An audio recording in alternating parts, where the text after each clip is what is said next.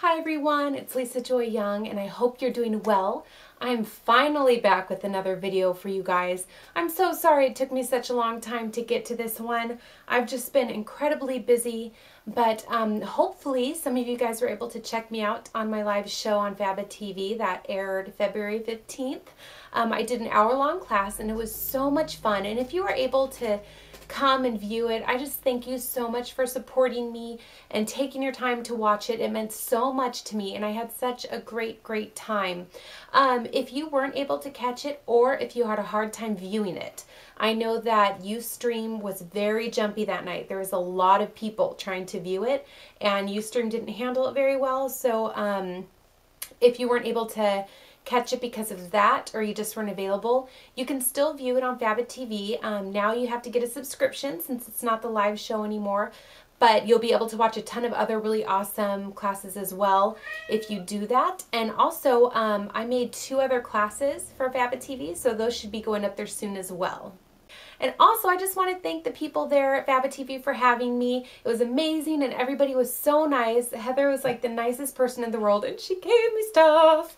She gave me, this is so cute. It's like a little kit and it's messy because I played with it, but I hope my lights aren't washing it out, but it has like this that you could use with your sponge with warms, golds, and pinks and oranges, and then, you know, like a green for leaf and a flower. So if you're starting out, this is something good to have if you want to start off with split cakes. And I used it and played with it and it's really good. I love this.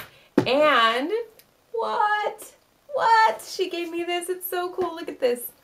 Beautiful. So these are the fab paints that she sells, and I'm going to cut these up and make a lot of different cool split cakes.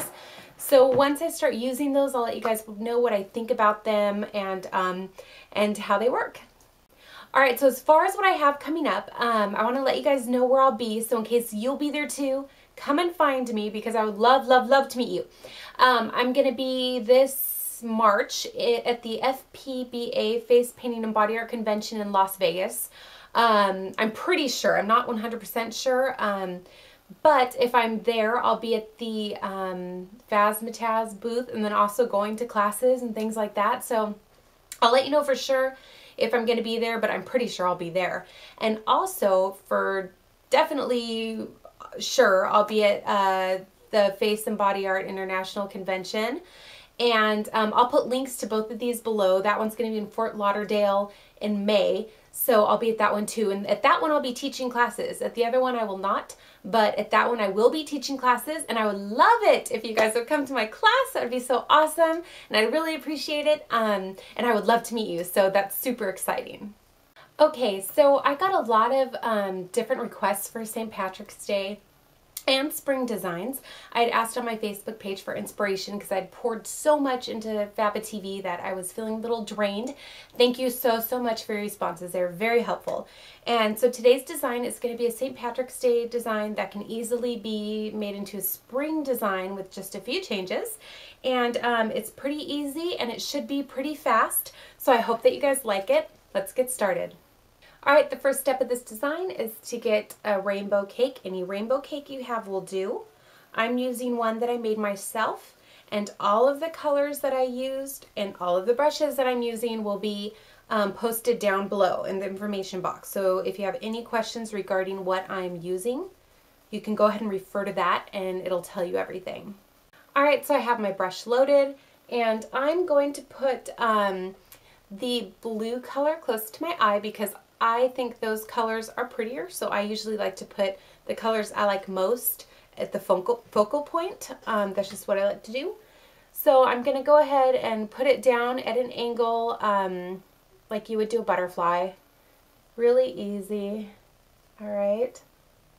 So just put that down, and I like this rainbow cake because it's nice and bright without being obnoxious. So I'm going all the way up to my hairline and going in a gentle curving motion, and I'm going to bring that all the way down. So go back down here because I had kind of stretched it. If you didn't see what I did there, I had used this corner down first, and then look, see, if I just put it down, my green would be there, but I wanted it to go up to my hairline. So instead I stretched my pink by patting up and then putting the green. I hope that makes sense. Alright, so now I'm going to go back down to my eye right here and continue the line down like this. And do just like a, kind of like a butterfly, but this is filled in on the side as well. Alright, so I have both sides filled out in kind of a triangular pattern. Now I'm going to do a quick rounded shape right in between them that connects them to make it a full mask design. And I'm going to use the green and yellow and orange to do this, since we want green in it, lots of green in it, since it's St. Patrick's Day. So I'm just taking I'm bending my sponge. See that? I'm bending it to select the colors I want. So I don't want the blue and purple and pink. So I'm bending those out of the way and putting the colors I want so that they can touch my face. And I'm going up and then down. So down and then up and then down to give it like a circular pattern right there. You know what? I'm going to put a little bit of pink and purple in there too. So we'll put that in there too.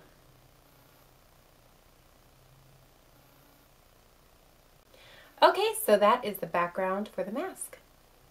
I'm going to start at the corner of my eye, and I'm going to come out and around like that. And then I'm going to come out from there.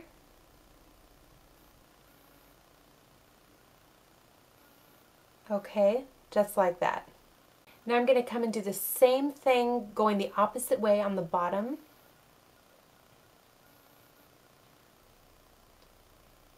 So just try to mirror your design as best as you can.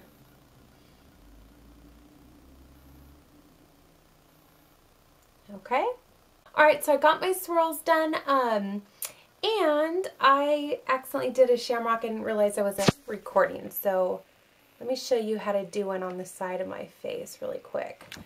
Alright, I'm going to do one right here, and what I do is I have a number 8 double loaded with lime green and dark green, and all you do is you just do kind of little tiny teardrops. 1, 2, and you kind of curve the brush in a little bit so it forms like kind of like a heart, but not quite. 1, 2, 1, 2, 1, 2, and then I'll just do a little stem on it like that. Alright, now I'm going to make little staggering petals coming down around the side here. So I'm just going to go little petal, and I'm just kind of staggering them and following the shape of my swirl. Alright, I'm going to do the same thing going up here. So just petal, petal, stagger them, and follow the shape. Okay, just like that. Alright, now I'm going to do some flowers for fillers. I'm going to start right in the center and do a large one right here. So I'm press, press, press, press, press. So it's an easy, quick flower. I can do a smaller one right here.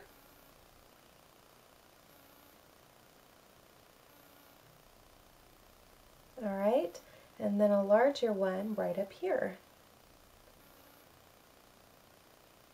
So press, press, press, press, press. Okay? And I'm going to do one last flower right here to kind of tie the flowers all together. So 1, 2, 3, 4, and 5. Alright, now I have that same number 6 round loaded, and I'm just going to put some dots in here to kind of tie it together. So I'll put one dot in between each of the flowers just to keep that area somewhat clean, and then I'll put one here and a big one with some little ones going out from it to connect the design up into the center of the face. I'm also going to do one right there to kind of hide the seam right there. And maybe 1, 2, 3, 2, 3. Alright, so that's it for the white dots. I don't want to overdo it with like clusters of dots because this design already has a lot going on. Now I have yellow on my number 6, and I'm just going to use yellow to do the center of my flowers.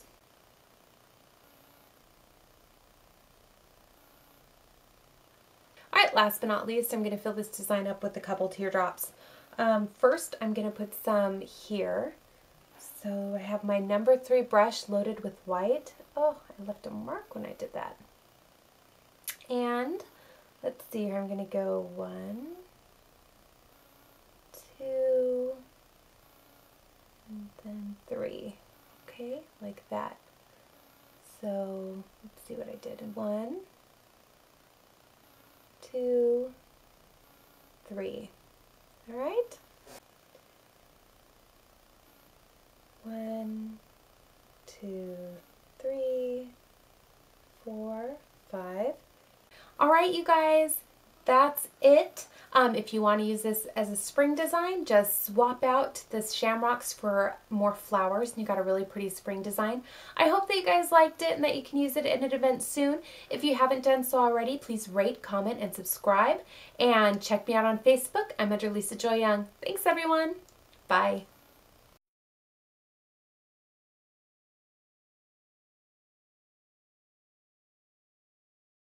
And ending in the opposite direction. Oh, this sucks.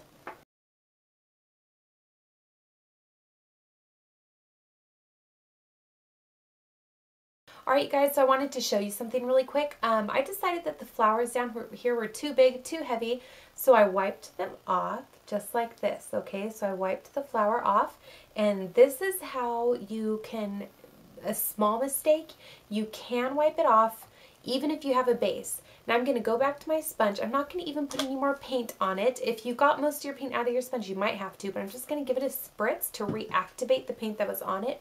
You don't want a lot of paint because you don't want to cover up your existing design. And now I'm just going to put a hint of blue right there, right where I need it. Okay, and it doesn't have to be perfect because remember we're going to put a little flower there so it'll cover that up. And I'm just going to go back in and put in my flower. So here we go. Alright, so there's my flower. It was easy to do, and that shows that you can fix small mistakes pretty easily.